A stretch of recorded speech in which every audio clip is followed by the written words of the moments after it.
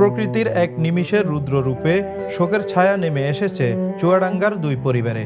জেলার দামুড়হুড়া ও জীবননগর উপজেলার পৃথক স্থানে বজ্রপাতে এক স্কুল শিক্ষার্থী সহ দুইজনের মর্মান্তিক মৃত্যু হয়েছে। বৃহস্পতিবার দুপুর 12টার দিকে ঘটে এই হৃদয় বিদারক ঘটনা।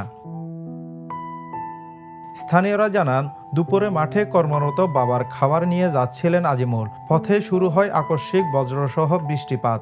সে মরণঘাতী বজ্রাঘাতে ঘটনাস্থলে প্রাণ হারায় এই কিশোর। স্থানীয়রা দ্রুত তাকে ক্লিনিকে নিয়ে গেলেও শেষ রক্ষা হয়নি। অন্যদিকে একই সময়ে ভুট্টা খেতে কাজ করার সময় বজ্রপাতের শিকার হন 25 বছর বয়সী যুবক রাসেল আলী। তাকে দ্রুত উপজেলা স্বাস্থ্য কমপ্লেক্সে নিয়ে যাওয়া হলে কর্তব্যরত চিকিৎসক তাকে মৃত ঘোষণা করেন। হঠাৎ এই মৃত্যুতে পুরো এলাকায় শোকের মাতম চলছে। বর্ষার এই মৌসুমে মাঠে বা উন্মুক্ত স্থানে চলাচলের সময় সাধারণ মানুষকে আরও সতর্ক থাকার পরামর্শ দিয়েছেন সংশ্লিষ্টরা। Desk report, the news.